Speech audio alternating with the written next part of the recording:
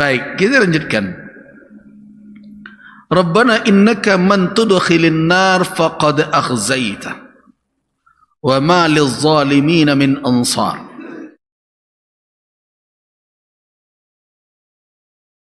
Ayat ini merupakan izharan, merupakan pernyataan seorang mukmin yang telah mempergunakan zikir dan fikirnya, kemudian dia tadabburi apa yang dia zikirkan dan apa yang dia tafakkuri. Kita lanjutkan kajian kita. Ingat Bapak dan Ibu, apa beda tafakkur dengan tadabbur? Tafakkur adalah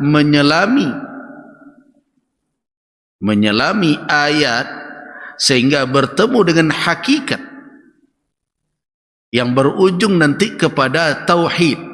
Itu tafakkur namanya. Kalau ada orang mempergunakan fikir, habis dia terkaji saja tidak sampai kepada tauhid, atau lun sempurna mempergunakan pikiran.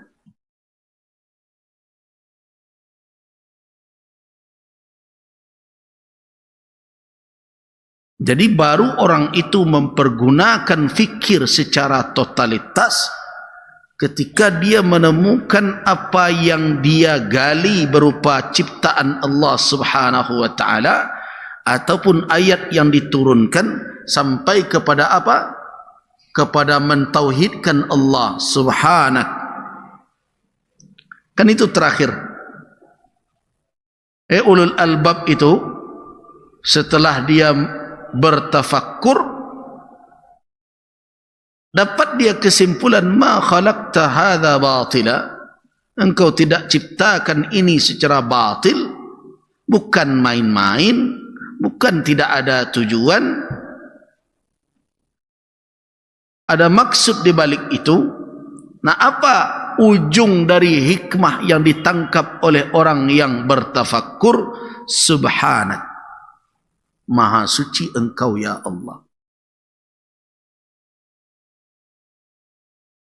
Jadi orang yang berfikir hanya berhenti pada batas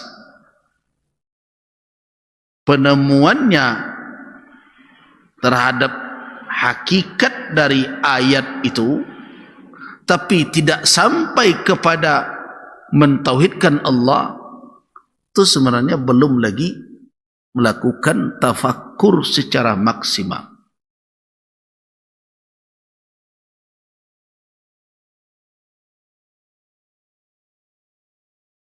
Tapi setidaknya dia tidak dungu lagi, itu bahasa orang sebagian. Dia sudah mau bertafakkur. Tapi tafakkur dia tanggung. Dia baru tahu misalnya tentang gunung. Mengapa dia meletus? Ada gejolak magma yang ada di dalam bumi, berbagai macam. Bisa jadi dipicu oleh segala sesuatu sehingga menyebabkan dia meletus, berbagai macam. Dia sampai kepada hakikat itu. Tetapi apakah hakikat itu menjadi ayat bagi dia? Kalau sampai dia kepada kesimpulan bahawa itu menunjukkan bahawa ada yang menciptakan, yang mengatur dan yang menentukan, dan tidak mungkin itu dua, hanya satu itu. So kalau dua punya kehendak yang berbeda, berbahaya. Makanya ada orang di dalam agama lain, kepercayaan Persia kuno, Tuhan itu mereka bagi dua, Tuhan terang satu, Tuhan gelap satu.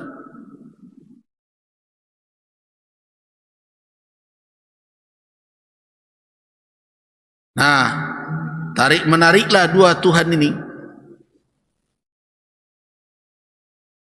sehingga terjadilah siang dan malam. Ini kan beresiko. Kalau seandainya Tuhan itu lebih dari satu, kalau kita sebut Tuhan ya, lebih dari satu, tentu apa yang terjadi? Rusak bumi ini.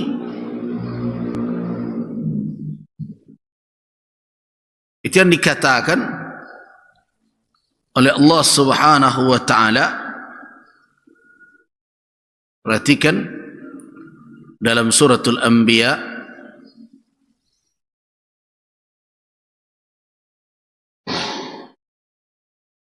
ayat 22. Lau kana fihima alihatun illallah la fasadata fasubhanallahi rabbil arsy amma yasifun.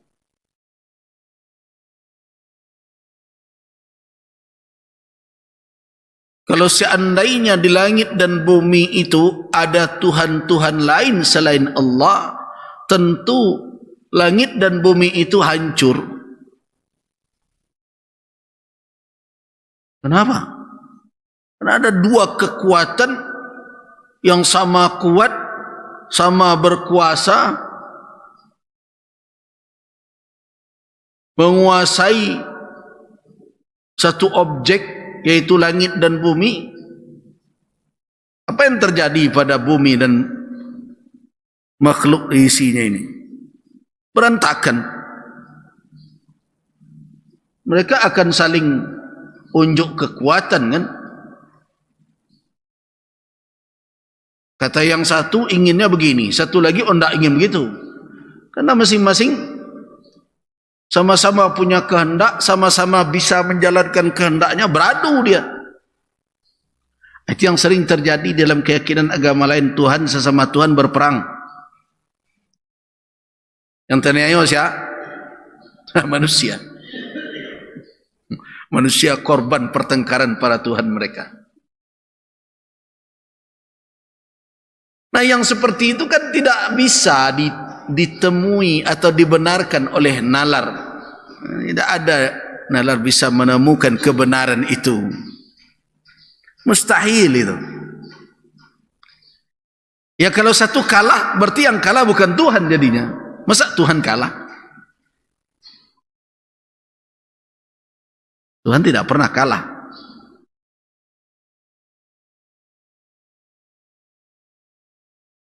Nah, jadi kalau orang bertafakkur, apa makna tafakkur tadi? Mendalami al-khalq. Khalq apa? Makhluk.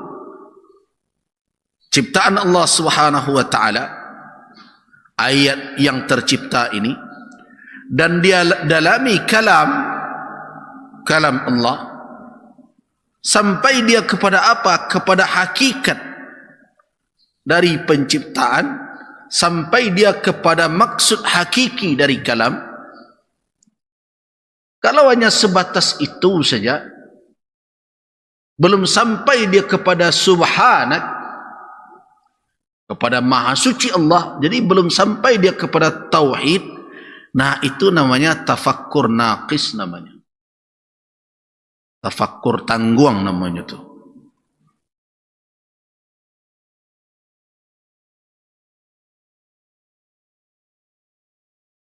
Jadi yang baru orang itu dikatakan tafakkurnya itu adalah tafakkur ulul albab kalau dia sampai kepada kesimpulan subhanak, maha suci engkau ya Allah. Jadi tauhid.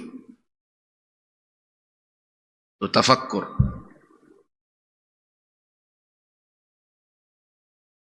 Tapi tafakkur saja tentu tidak cukup untuk menyelamatkan manusia. Nah, makanya tafakkur diiringi dengan tadabbur. Apa tadabbur itu? Tadabbur itu adalah dari berbagai temuan tafakkur itu, telah ditemukan dari tafakkur ayat-ayat ketauhidan, maka manusia mengambil kewaspadaan atas persoalan atas apa yang akan terjadi di masa mendatang. Itu tadabbur namanya.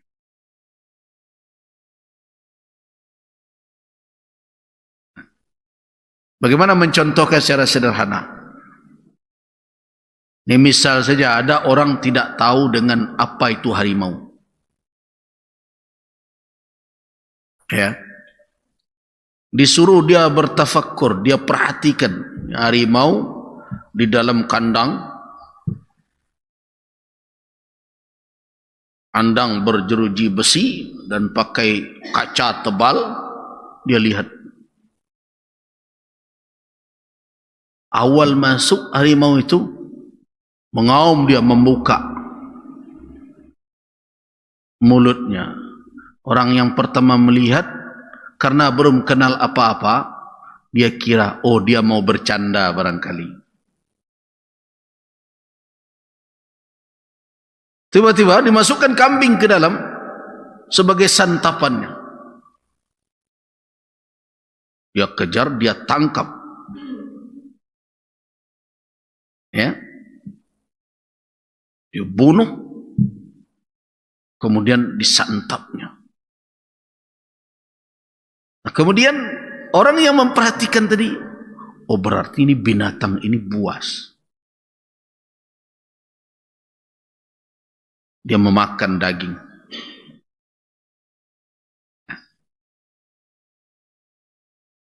Kemudian renungkan lagi, sampai dia kepada hakikat dari makhluk itu. Puas, kalau dia lapar dia bisa menyantap ini. Nah, kalau dia sampaikan siapakah yang menciptakan, apa hikmah di balik diciptakannya makhluk seganas ini, kan begitu? Dia temukan dan akhirnya dia sampai kepada Maha Suci Allah. Allah tidak sia-sia menciptakan makhluk seganas itu. Sedangkan ada saja makhluk yang seganas itu, manusia tidak tersisa pohon kayu di hutan dibuatnya itu. Kalau lah banjir, baru ribut.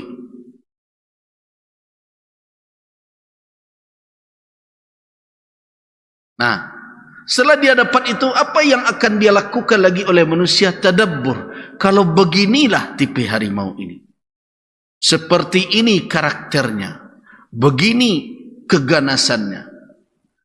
Terus kalau dia menghampir kepada saya, apa yang harus saya lakukan? Nah, itu tadabbur namanya. Berarti dia tidak mengajak saya bercanda, saya harus menghindar darinya, harus menjauh.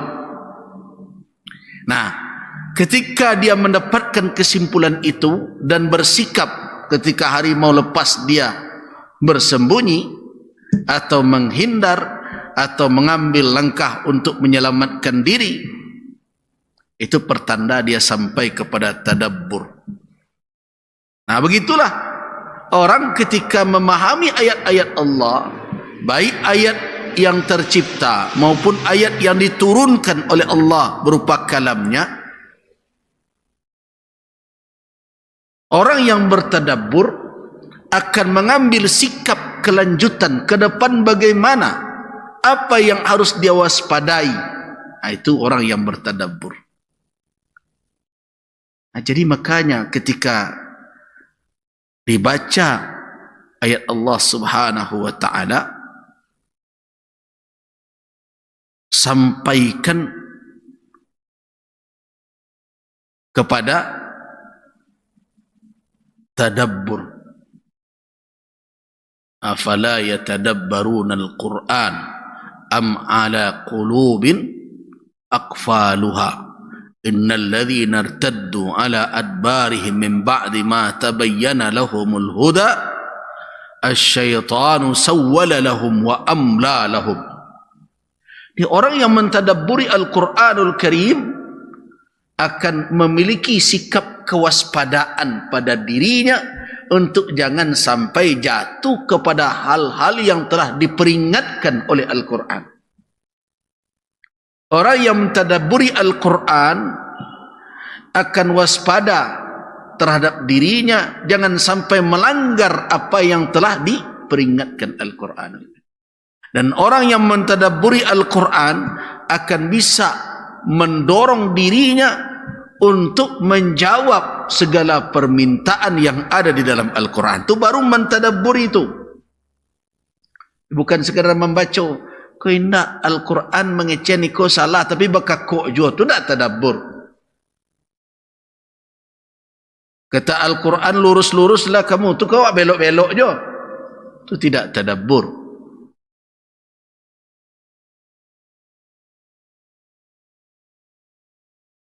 Nah, kalau sudah faham itu, tidak juga mau, barangkali ada masalah dalam hati itu. Itu yang dikatakan oleh Allah dalam surat Muhammad itu. Apakah mereka tidak mentadabburi Al-Quran? Atau hati mereka yang sudah tergembok? Ada kunci yang menyegel hati mereka itu.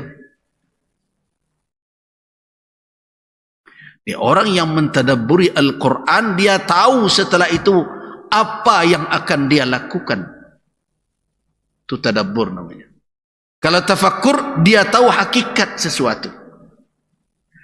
Jadi tadabbur itu lebih daripada sekadar tafakkur.